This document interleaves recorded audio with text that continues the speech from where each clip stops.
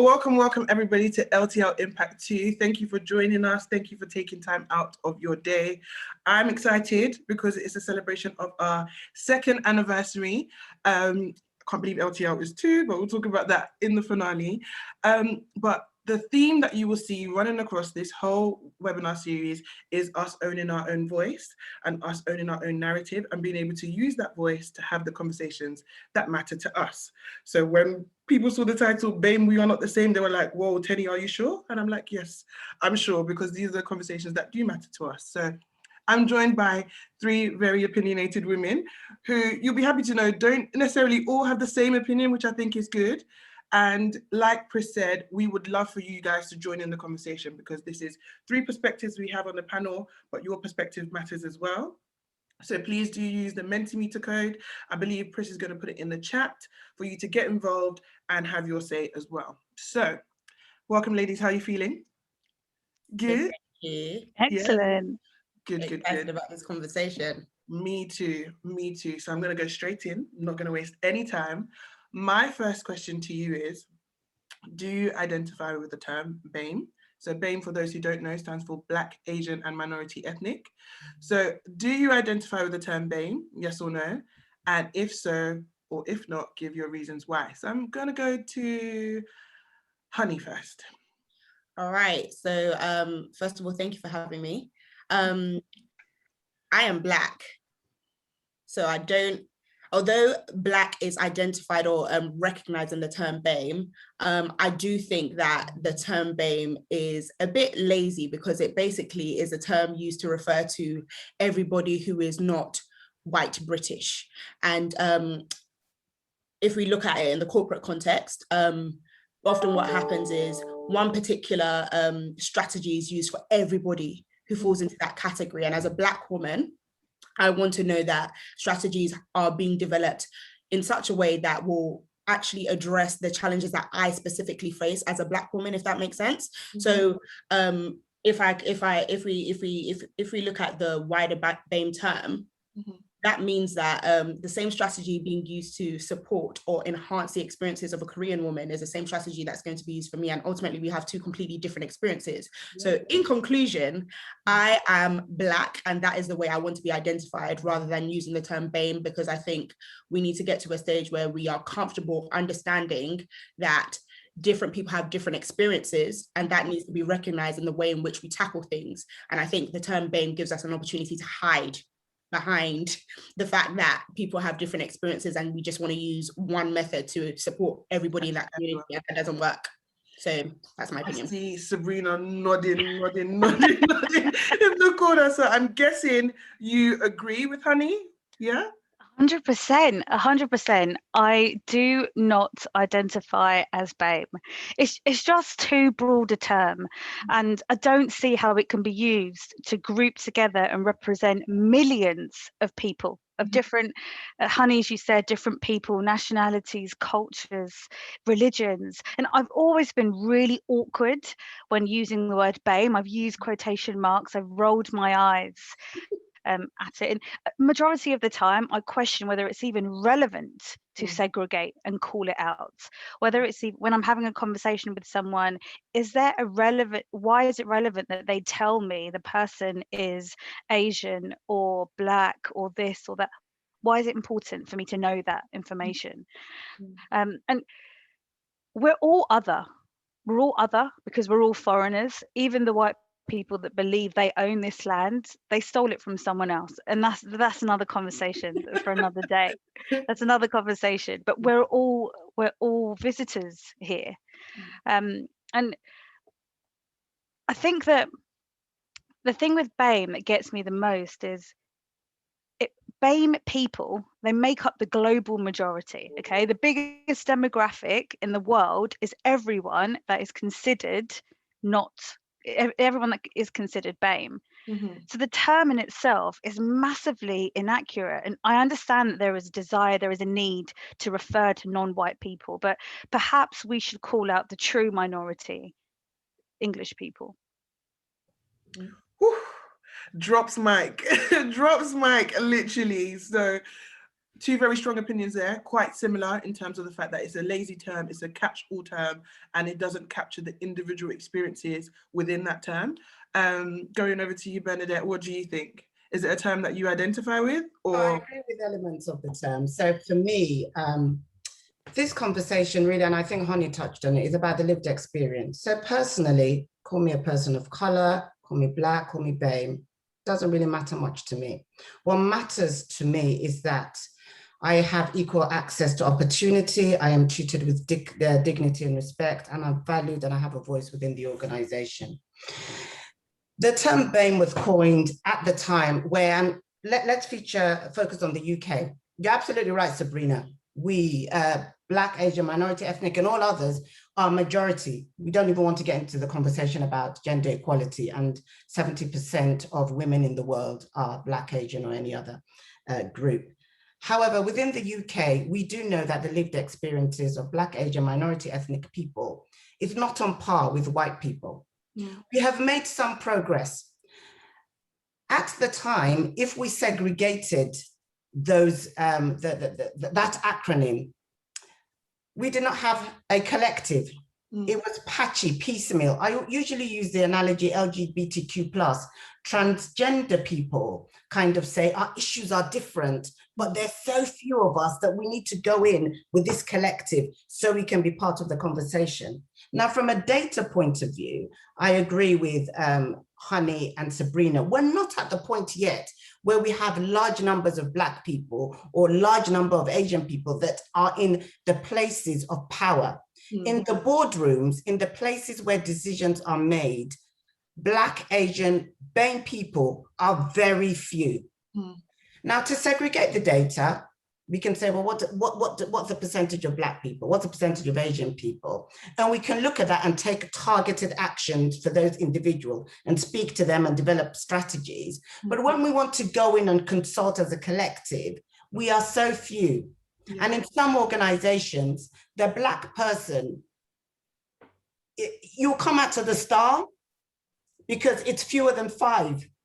So from a statistically significant, there's nothing to measure because you're so small if we know it's you. So from a data perspective, having the acronym is helpful for us to say, okay, what do we look like as a collective? And then let's unpack the numbers and see whether there are any trends or any specific groups. And in most organizations, the Black individual is the poorest relative in that acronym. So I think we have made some progress, but I think we still need to go in as a collective to talk about some of these issues, but recognize the fact that the lived experiences of people will be different and focus on that when we are developing strategies. I agree. I agree with a lot of what all three of you have said. And so just for people listening in, we have a law firm context, or a legal context, I should say, we have an insurance context, and we have a civil servant on the panel. So we are coming from various different corporate contexts. But it's interesting to see the differences in approach to this question, because I thought during this conversation it'll be like, forget BAME, like that is an awful term, which they have scrapped, but whether it still impacts us is another thing. So that kind of what you ended on, Bernadette, kind of leads into my next question, which is, how do you think the term impacts the people it's supposed to describe? And the reason I asked that question is because, from a data perspective, like you've described, it puts the spotlight on a group, but then does it capture individual experiences? Is, like Honey mentioned, it being a lazy term. So I'll go to you, Sabrina, first, actually, just to mix it up. How do you think it impacts the people it's set to describe? I think, Honey touched on it earlier when she said that our issues are not the same. And even if the same issue happens, we experience it on a completely different level. And that's absolutely right. The other impact that I believe it has is there's a bit of a hierarchy there. There's a bit of a hierarchy that, okay, let's solve the Black issues, and then we'll get to the Asian. And then if there's time, let's just deal with the other minority, all the other minorities that we don't really know, we couldn't really name. I wonder what the impact is of that hierarchy. As we know, and I know you'll get into this in your Why Other conversation later on in the week, but the experience of a a white presenting Egyptian person compared to a Scottish person is very different. The issues of racism there are very, very different. And so grouping us all together, it limits us, it almost diminishes the other minorities' issues as well. And there is a collective between us minorities, and I use that term very loosely. There is a commonality between us that we identify, we resonate with each other on so many different things, but our issues are different. And so I think by grouping us all together, you diminish the rest of us. Yeah, I think I remember you saying, and when we were prepping for this call, that it invalidates the individual's experience. And so where, you know, there's this catch-all, companies are thinking, okay, right, everybody who's not, step to the side and let's have an approach that suits you all. And we all know in our various firms that D&I is like an off piece, and it's not an integral part of every strategy. So whilst it's an off piece, it's just like everybody else. Let's just think about something to soothe or to suit you, and that invalidates individual experiences. So Sabrina, you might present like you are from somewhere, but if people actually asked you where you're from, I don't know if you want to share where you're from, but and you know, I mean that's a good point. I think we're at the point now where we can get specific, and I'll dive into this a little bit later on, but I have a real issue with those who do not seek the education to learn about our differences but still benefit off our culture. And so they will attend the festivals, the carnival, the parties, the good time, the food, but there is no consideration for what impact, where that comes from, what's the heritage, what's the meaning behind that. So I think by grouping us all together, as you say, it invalidates that human experience. And yeah, I'm going to save it there. I'm going to save the rest. She's savouring it. She's savouring it. If you agree with Sabrina, please feel free to use the Mentimeter link and add your thoughts. We are collating the thoughts of all the participants of the call. There's no right or wrong answer, as we know. It's just your opinion. So please get involved in the conversation on Mentimeter. So coming over to you, honey, how do you think the term impacts the people it's set to describe? So I agree with Sabrina. I do think it sometimes invalidates our experiences. You know, it can invalidate people in the sense that, you know, if we look at it in the corporate context, if they're trying to capture the views of the BAME community on a particular thing, and we've only got maybe 5 people from Asian backgrounds around the table, automatically the strategy that's going to be developed is going to be very much focused on their experiences as individuals rather than that of the multitude of people that fall into that category, you know, into that category. So I feel like sometimes it can invalidate people's experiences if their views and experiences are not captured. And in addition to that, it can turn into a bit of a tick box exercise for some organizations or institutions. So if for instance, you know, in the legal sector, when you're pitching to a client, sometimes the client will have certain requirements about what sort of group should be on the pitch call, since we're doing things virtually these days. And if, you know, they just say, oh, we need one BAME person, what often happens is sometimes the person that the person leading the pitch will think about is the one BAME person that they see often. They don't necessarily consider the other sorts of people that they can bring into that conversation to help elevate that individual's career. But sometimes they think about the person that they often think of on the surface, and that person might often be somebody who isn't Black, or it might be somebody who isn't white other. It might be an Asian person all the time, or it might be something else. So it kind of sometimes takes away opportunities from individuals because they're just thinking about having one person who fits into this wider umbrella term rather than somebody that's quite specific. So I really respect a lot of the clients that have been coming to us and asking for specific groups. So sometimes we have clients saying, we want to see a Black woman in your team today, or we want to see an Asian man in your team today, or we want to see somebody who is not white British but white other in your team today. So I like the fact that some organizations are really placing their head above the parapet to challenge some of the issues that might be associated with the limits to career progression if the one Black woman is chosen all the time when there's Indian women or Chinese women that also really require support within the business. And in addition to that, I do think, you know, Sabrina touched on this earlier on, there is a hierarchy sometimes in some organizations or in some spaces. So I'm going to use the legal sector as an example again. So international law firms are not allowed to open up offices in India. They're not allowed to set up shop in India. However, many international law firms have several Indian clients. So there is a huge focus on recruiting Indian talent so we can have really good relationships with many of these Indian clients. And what will happen in some law firms is once they've hit a certain number when it comes to recruiting Indian talent from Indian law schools, they say, we've done a great job on the BAME front. And that forgets people who are Black or people who are from other Asian countries. So it's also really important to think about the fact that sometimes, going back to what I was saying before, it can make people lazy, and it can mean that, you know, depending on the context, some people are considered less important because they're not in line with what the business is trying to achieve. Yeah, I agree with that 100%, because I think just because BAME represents a small part of your population doesn't make it insignificant. And having me, like somebody, I know everybody in their firms, you know who the chief Black officer is or the chief Asian officer is. And by that, I mean the person who's called upon for everything to do with culture, race. It's just like that one person. I can't speak to the issues that I can't even speak to all of the issues that Black women face, because Black women are not a monolith. So I can't speak for everybody. And that's kind of how even LTL got bigger and bigger and bigger, and the doors widened more so, because I started this because of the Black experience. That was an experience that I could speak to. And that's kind of why I think it's important to have representation on this panel and even in the conversation. That's why this conversation is opened up, because what we think on this panel and how we see things does not capture everyone in LTL. And so for companies, it's breaking away from that thought that one size fits all that are non-English. That doesn't make sense, because we're all coming from different spaces, different spheres, have different dynamics which impact us. And so, yeah, that's basically the purpose of this conversation. So coming over to you, Bernadette. I know your thoughts are slightly different, but still in line. They seem to be different, but it boils down to this. For me, it's all about the data. What does the data tell you? Yeah. In any organization, you need to be evidence-based and data-driven. You look at the data, you look at the BAME, you unpack the BAME acronym.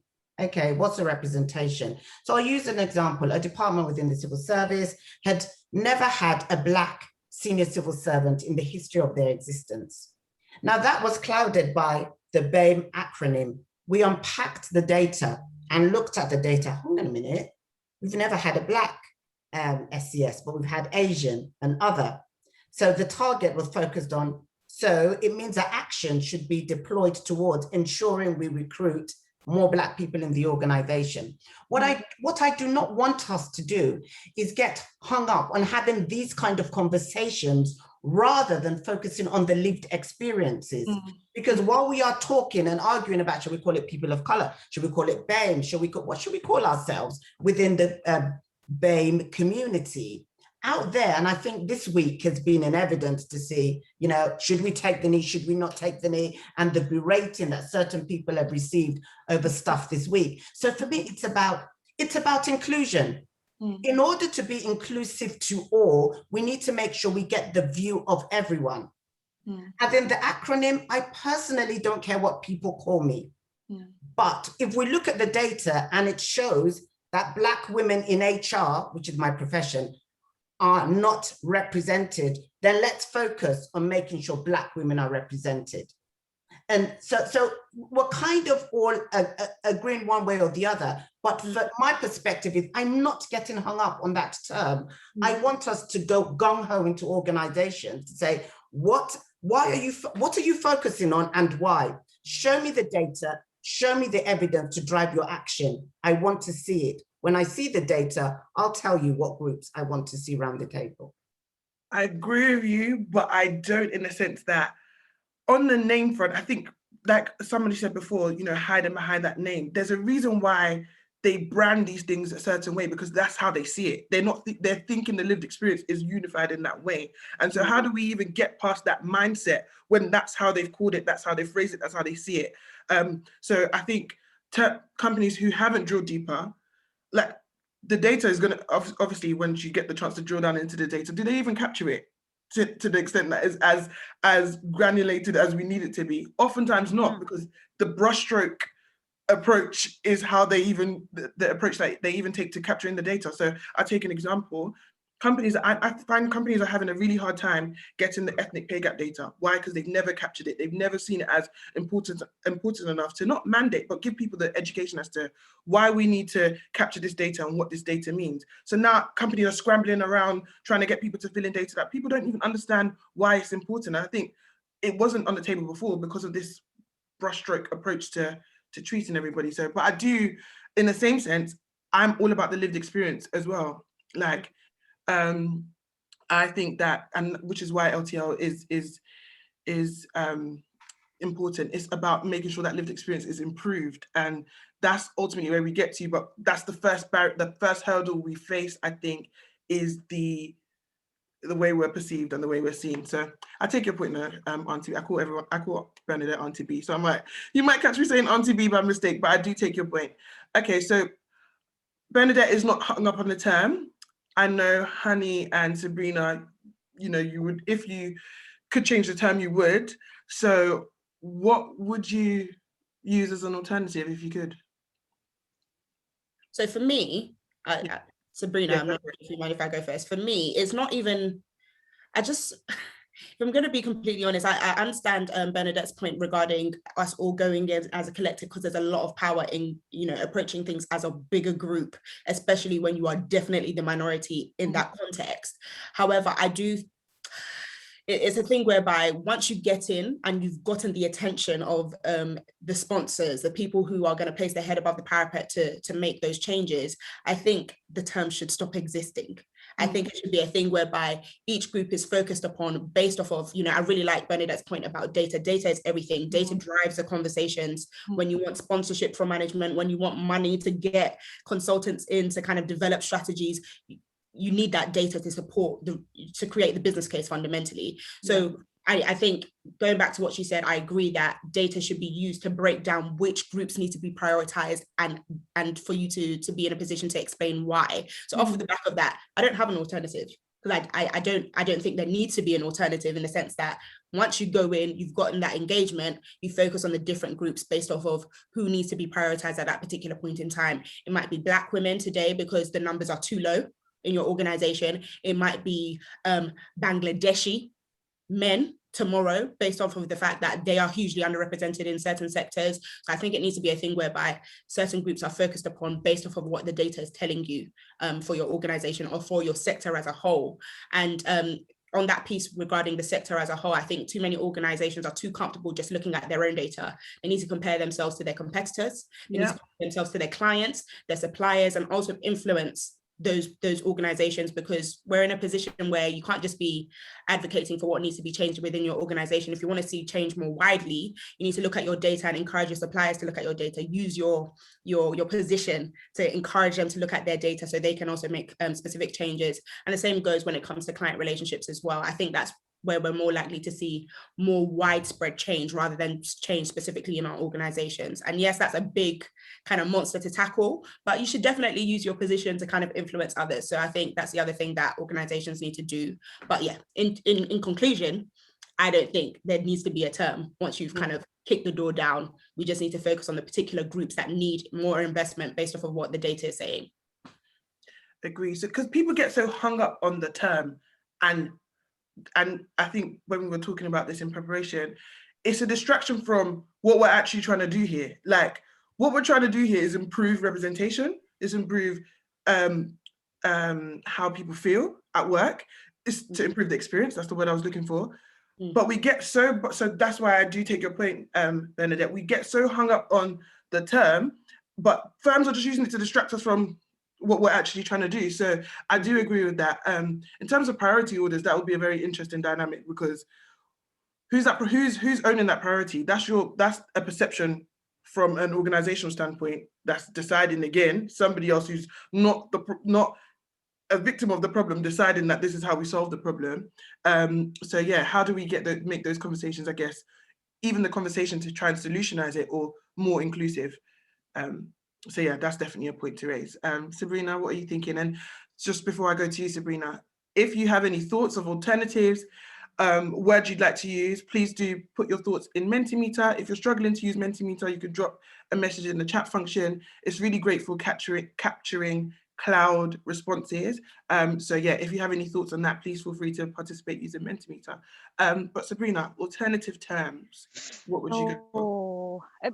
Just before I touch on preferred terms, I just want to dive into a little bit of the data, because me personally, I do not identify with any of the options on the forms that I'm supposed to tick. There is no box for me apart from something other. My parents are from Mauritius, and for those who don't know, Mauritius is a tiny island in the Indian Ocean, but falls within the continent of Africa. So there is no box that I personally can tick within Mauritius as a country, and I know there are other cultures and countries like this. I can think of Jamaica off the top of my head. You have so many different types of Mauritians. There's Chinese, there's white, there's French, there's Indian, there's African. There are so many of us. So I don't identify with any. I always struggle filling out the forms because the data, the forms itself does not represent me. Okay. That's my first issue with the data. It can only be useful if it's a true reflective of the people that you're trying to gather the data from. Otherwise, it doesn't work. Okay, data aside, let's park data. Let's dive into preferred terms. I want to go into it though. I actually want to go into it because how does that actually make you feel? Does that then make you, as you feel by those forms, is that how you feel within a work context? Do you feel like oftentimes when strategies are put in place or things are put in place to kind of like solve the problem of BAME people, do you feel included in those? No, I feel like I don't exist. I don't exist because I don't tick a box on a form. And even within my own community, let's say I'm Asian, so even within the Asian community, I'm not seen as one of them. I'm not one of them as far as they're concerned. My skin tone is darker. I've got more pigmentation than the rest. You know, we know that wealth privilege is a real thing, and there's a whole caste system within the Asian community. There's real racism within that Asian community that means that there's a lot of us that are discriminated because we're not included. We're not slim enough. We're not fair enough. Our hair's not the right kind of wave or the right straight. It's all of those things. So I feel like not like I don't exist. Like I'm in no man's land, right? And I want to get into preferred terms because I could talk about this forever. LTL IMPACT 3 will bring you back. Yeah, bring me back. So preferred terms. I don't like person of color because we're all a color. Everyone is a color. And I think when we think about coloring something in, it just reaffirms the mindset that whiteness is the default and whiteness is the preferred option. And all of that is wrapped up in all of these social constructs and white supremacy. All of that is so factored into it. So I know language, I don't want to get too hung up on the term because that's not the point. But the point is that language changes. And I think a huge thing that people can take away, if there are any allies on here listening, it's a huge thing that people can take away is ask people how they like to be acknowledged. Just like pronouns, we can ask people, what's your preferred pronouns, how would you like to be acknowledged? So I don't like person of color. I don't like ethnic person because again it's just a form of laziness. And if you're from Mauritius, you are Mauritian. If you're from Jamaica, you're Jamaican. These terms exist for a reason, so let's use them, especially if you feel entitled enough to go to one of our countries, attend one of our festivals, etc. Learn about the culture, learn more about it, so that you know more, so that you can have these empowered conversations with colleagues. When it comes to just terminology, when it comes to how I speak to my nephew, I tell him every day that he's rich in melanin. He's dripping in melanin. Every day I tell him that because I want him to appreciate that and not see white as the default. So I don't mind highly melanated people.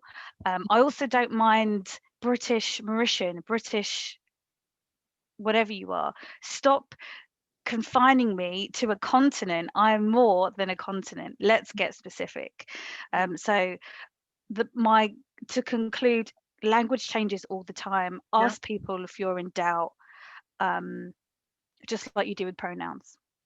I love that approach. I love that approach. And do you know what? I think I love the fact that you said that language changes, because I've had phases where different terms have rubbed me the wrong way at different times. There was a time that if you called me a minority, I might just bite your head off. Like, I was just like, I'm not a minority, I'm a majority. But like, me, minority, like I used to really get hung up on that term. So actually, even though I've said, like I disagree to some extent, I do agree that, I'm pushing more so for the experience, because I'm just like, firms will then use all of that intricacy to then not do anything, like, because they're trying to capture everyone and it just gets scattered and messy and da-da-da. But yeah, I just, if we had no term and you just thought about how do you make people feel, how do you open your doors, how do you make the opportunities fairer? If we had no term and you just considered everybody as people, regardless of what your experience is, regardless of race, regardless of whatever, if you just made sure that things were equitable for everybody, the reason that there's the term in the first place is because things aren't equal. It's the fact that there's a certain group of people who are living la vida loca and another group of people who are not getting the best outcomes out of their work experience. So I think that's what those terms create. They create a them and us, but the them and us is there by virtue of what we're living. We live a them and us every single day. A lot of people on the call will say that their experience is substandard to their counterparts just by virtue of where they're from. And so that's why those terms have existed and I think worked against us. So I love the no term approach, and I love the just asking. With everything else you ask, with everything, it's just consideration, really. Like, consideration is not that hard. And it's something that I think, being a Black woman, I know coming in, I was taught to that, you have to consider, don't say this because this is how this will be perceived. And our counterparts aren't facing the same things when they go to work. They go to work and they be their absolute selves. And we all know that you get the best outcomes when you can be yourself. So all of these limitations and all of these terms that make us conscious of something beyond ourselves and something beyond, I come to work. I don't come to work to carry this label on my head like a weight. Like, I just come to work, but these things are limitations. They're limiting factors, in my opinion. So no term, like literally no term. Treat people as they need to be treated. When it comes to the data, if it's working against a certain population, when you drill down to who is who, then you solutionize and you involve the people who are there to help you solutionize it. So before I go off on a tangent, that's me. Pris, I know you said there's a few opinions on Mentimeter, so we'll get onto those. Actually, is this a good time to share some of the opinions on Mentimeter? I don't know if you'll be able to share your screen. We'll try. If we can't, then we'll abandon. But Pris, if you can hear me. Yeah, I can hear you. Should I share question 1 or did you want to share this existing question? You can share question 1 if you've got any responses to that. We did move on quite quickly, so I don't anticipate there will be many responses to that, but it will be good to see what the crowd are thinking. Okay, let me make my screen bigger. So we've got a few. Agree with Sabrina, it takes away from the specific experience. It can limit the opportunities for some who are underrepresented. Totally agree with Honey. The term BAME has no specificity at all. Love that word. Completely agree with Sabrina. The experience each racial group faces is different. So grouping us all together doesn't leave room for unpicking, doesn't allow them to be seen. Describe each group, each race as it is, grouping us together is lazy. So a lot of the sentiments are echoed by the people on the call. We do have a combination of allies, members, family, friends on this call. So it's good to capture this, and we will share it. I think we'll have to give some context to agree with Sabrina, and then we have to actually say what you said, but it's good to just capture, because like I said, the purpose of this conversation is not just to have us 4 voices on the panel, but to capture everybody. And I think one thing that we can all relate to, if you're minoritized in any way, is that you have felt like your voice doesn't matter, or you haven't had an avenue to express how the things that are impacting you make you feel. And so that's what LTL is about. We'll continue to raise the profile of people within this collective and continue to give us a voice. So Pris, if you don't mind, can you share the next question? What would you suggest as an alternative to the term? So describe each term as it is. Again, just ask. So echoing what Sabrina said, British, no term. Love what Sabrina said, highly menilated, if that describes you. no alternative. There doesn't need to be a catch-all term. So from that, we can kind of come to a consensus that a lot of people agree with some of the sentiments that have been expressed. Bernie, did I come to you to say? I'm not fussed with the term, as I said before. Yeah. My issue is the lived experience. I don't care what you call me, as long as you're not insulting me. But what matters is that I have equal access to opportunities. I can progress within the organization. If I have an issue, the culture is right and gives me the opportunity to speak up, to be heard, and action to be taken. So for me, I just go back to, it's about myself. What opportunities do I have within that organization? Now, you might call me Black, and you might call me what I want to be called, but then my lived experience sucks and it's not addressed. So I really don't, it's like my name. People say, shall I call you Bernadette? Shall I call you Bert? I don't, as long as you call me Bernie, Bernadette, I'm not fussed. What matters is I'm not insulted. What matters is if I apply for something, my application, I'm not discriminated against because of the color of my skin. So that is what it is. I think within organizations, I think you started touching on it, Tenny, it's inclusion. A lot of the time we say, oh, diversity and inclusion. And I say inclusion is the important thing, because if our culture is inclusive, everyone then can thrive. When diverse people go into organizations, if the culture isn't inclusive, it's a revolving door. If I go into a place and the culture isn't right, I love myself, I'm out. I'm not staying in that organization. I'm too old for that nonsense. So it's really about getting the culture right for people to thrive.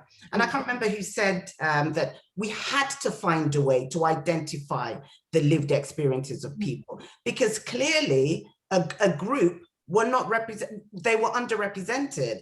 But looking at all the other areas around the employee life cycle, whether it was access to training, performance and development, appraisals, bonuses, a certain group of people were not cutting it. So whoever coined the term, they had to find a term to say, hang on a minute, this white group are doing great, but this group of people are not. And then we then need to drill down, okay, in this group of people who are the poor relative. And some people, so the terminology means a lot to some people. We're all different. But I think what everyone needs to think about is within your own organization, what structures do they have in place to ensure you have a voice? Is that through your employee network group? Because if we think about employee network groups, we have race networks, networks. Are we going to have separate networks for Black people, for Asian people? So there's something about in your organization, where do you go if you have an issue? And how do you make sure that your voice is heard? And I must give a shout out, because Sandra will kill me. Sandra Kerr, Business in the Community Race Equality Director. The Race at Work survey is out.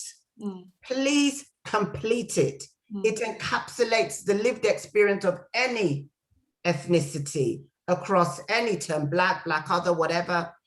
Please, I'll send the link to you. Yeah, we can get that out to the collective, definitely. Need to get out. It closes on the 30th, but again, it's that collective, and we've got some really, really clever analysts in different, I can't remember which organization is supporting them, that will break down the data and they can present all their findings. It's really important. It's an important bit of the important survey that takes place in the UK ever so often. So, people should really get behind it, and let's hear your lived experience of a brown, Black, whatever terminology you want to use in your organization.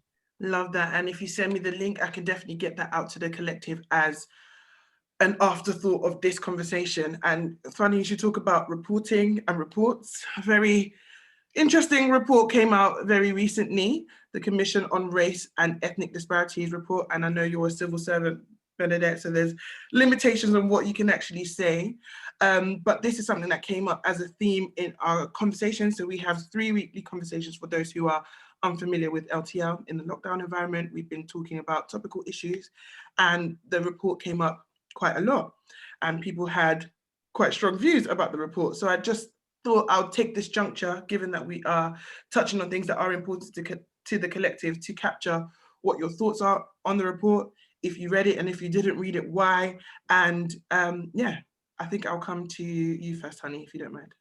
No problem. I read it, found it interesting. I found it to be a tad too positive, because I think what the consistent theme when you've heard myself, Sabrina, and Bernadette speak is we're constantly talking about the lived experiences of people, and the report just really was not a true reflection of my lived experiences and the lived experiences of the several people around me. So for instance, there was specific, I work in the legal sector, and there was specific reference to the legal sector, and it spoke about how progressive and how much more diverse the legal sector is. And I'm not going to lie to you, the legal sector is definitely a lot more diverse than it was when I started my career. However, it is nowhere near where it should be. And I kind of felt like the report was saying, oh, they've made progress, that's great, but we cannot rest on the yesterday's successes. If we want to consider it a success, we can't rest on the victories of yesterday or the victories of yesteryear. We have to now consider what things we need to do now, because for instance, you know, the people who are if we're going to use the term BAME just for the purpose of this particular point, you know, this conversation, you know, BAME people have been significantly more affected by the pandemic than their white counterparts, and the report doesn't even consider that. You know, it's very much focused on the experiences of yesteryear, yesterday, last week, and truth be told, we need to start thinking about the future. We need to start encouraging organizations to think more about the future, because a lot of organizations will look at that report and say, oh, we're okay, we're completely fine, it's cool. But we were the only country, to my knowledge, that had an anti-Black Lives Matter movement.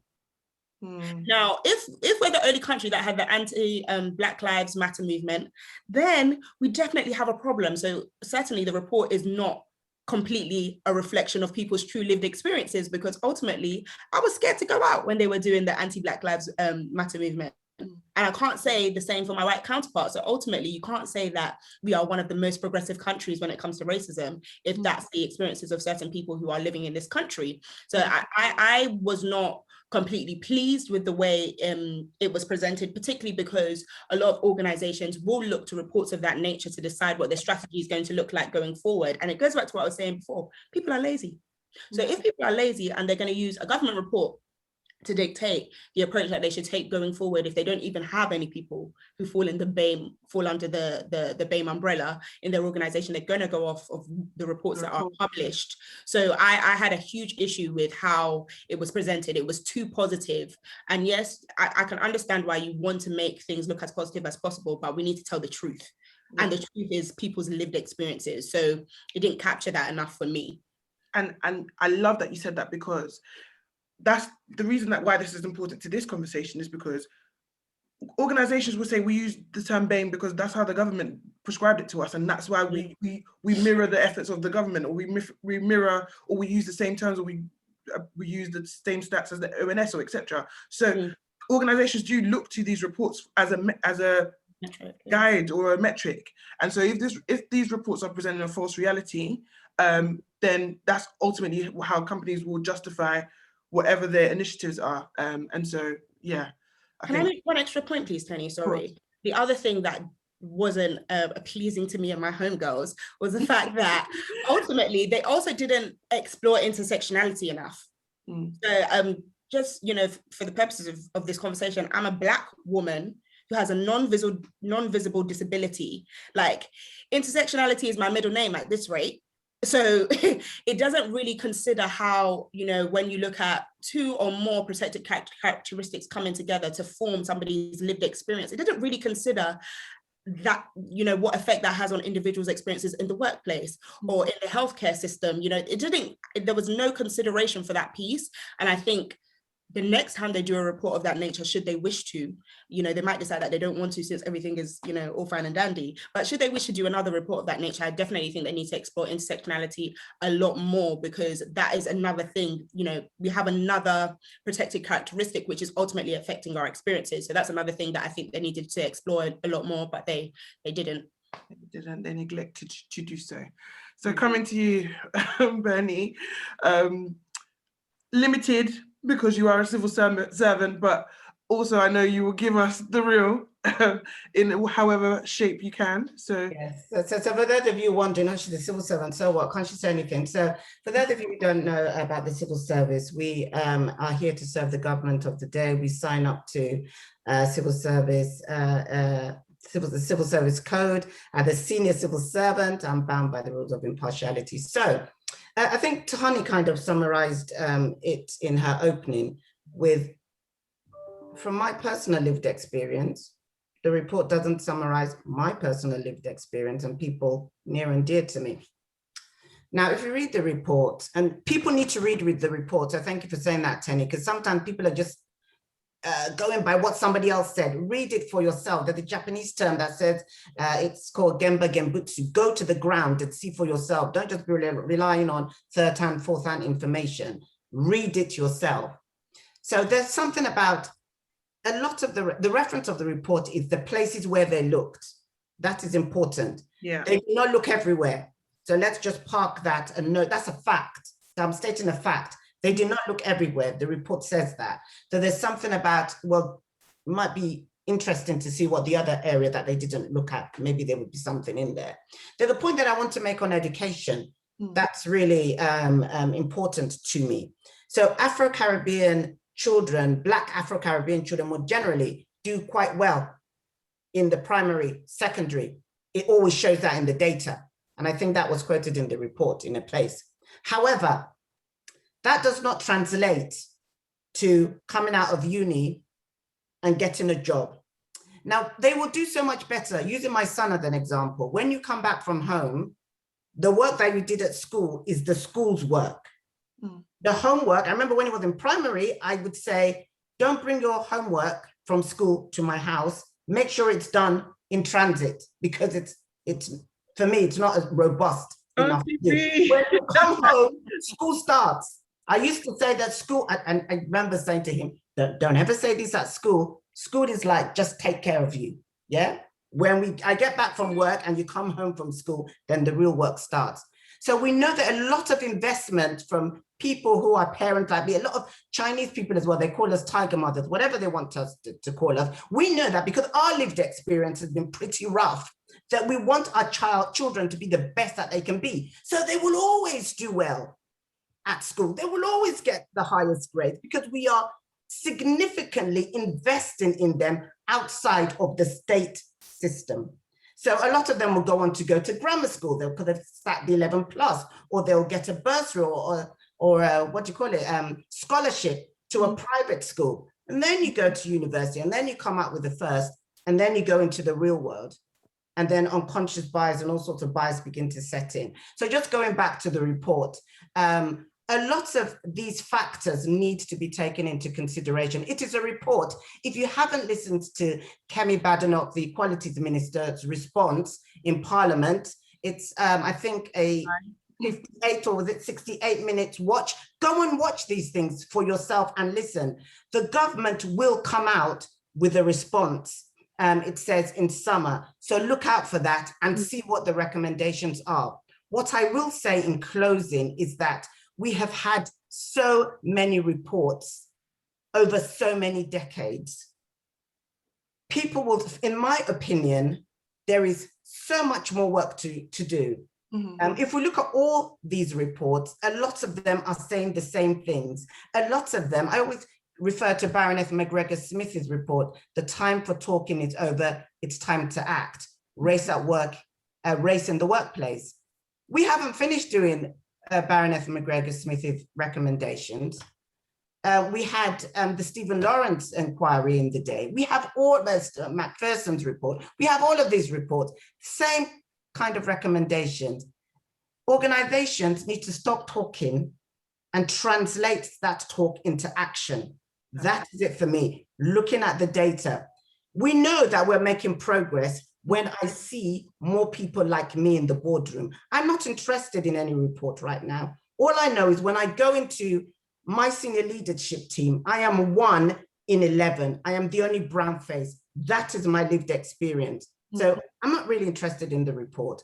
For me, what are we doing to get more people like me in the boardroom? drops mic, literally. And you told us off, those of us who haven't read it in its entirety. I haven't read it in its entirety, but I remember when Sabrina and I were talking, we were saying, and it's to your point, Auntie, where you said, where did you look? I think, Sabrina, you were saying, I don't want to put words in your mouth, but do you want to say?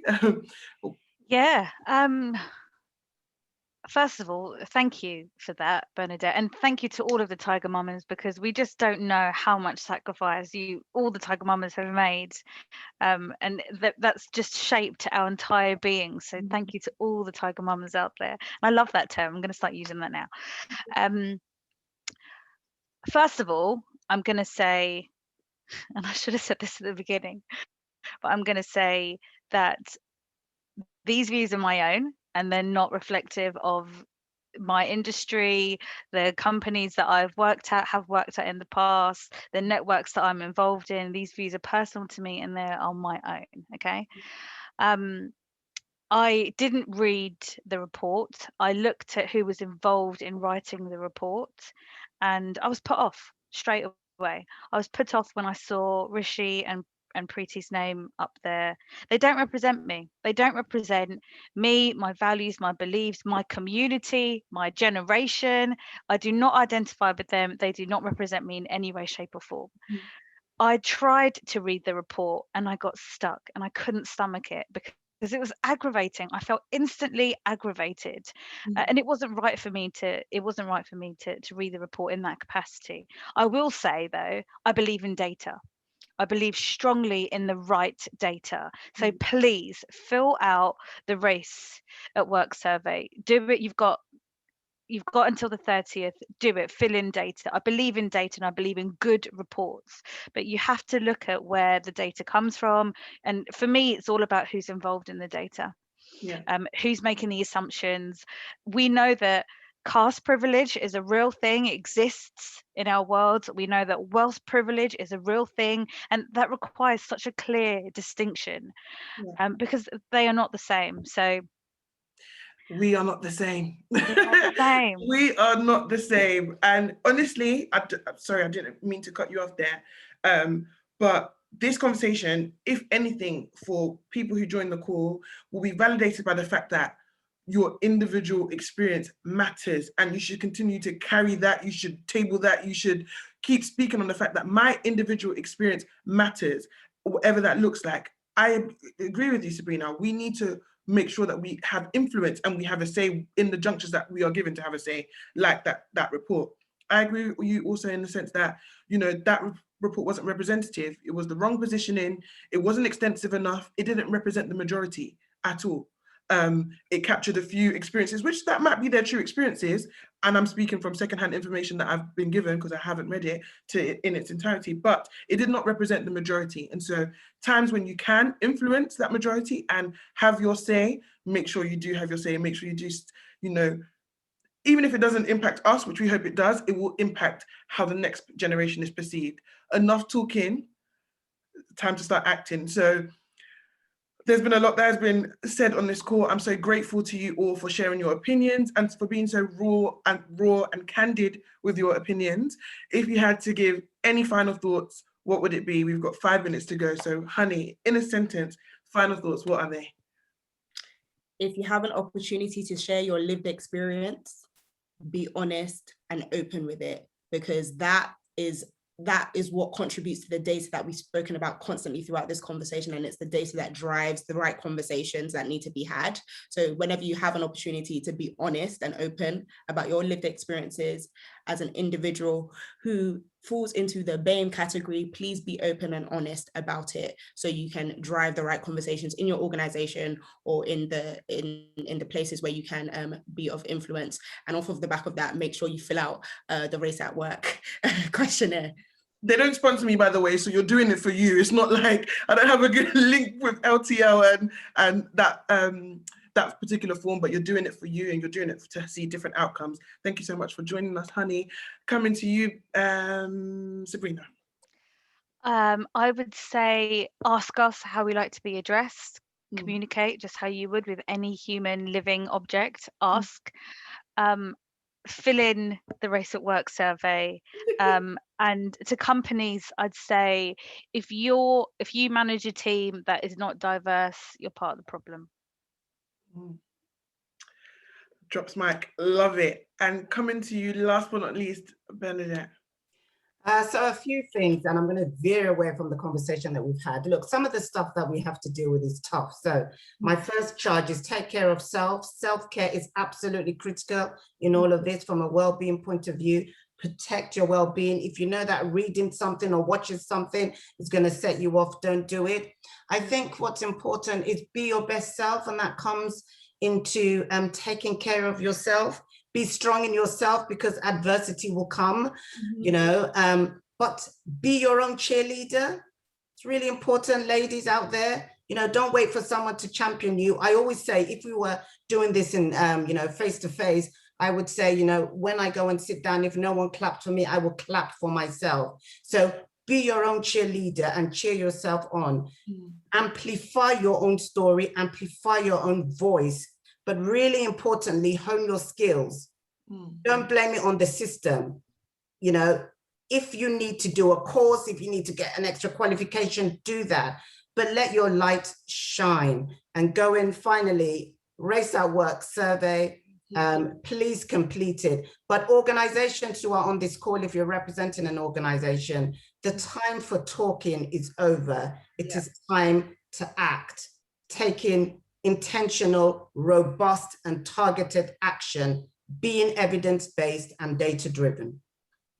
What a powerful way to end. And I love that you said self-care, because the next session that we have at 3:30 to 4 is all about looking after you. So please join us for the next session at 3:30. You'll be joined by Chedu Hing, who is trained in all things looking after you. But I have to just say a massive, massive, massive thank you to Honey, Sabrina, Bernadette for joining this session, for being so candid, and for sharing your insight. This insight is not limited to this conversation. We will share some takeaways, because this collective, if we're about anything, we're about owning our own voice, and we're about affecting change in the way that will impact the members of our collective. So really grateful to you all for joining. Thank you so much to all of our participants. Thank you for filling in the Mentimeter, and I look forward to LTL Impact 2 and everything else that it's going to bring. Thank you so much for joining, everybody.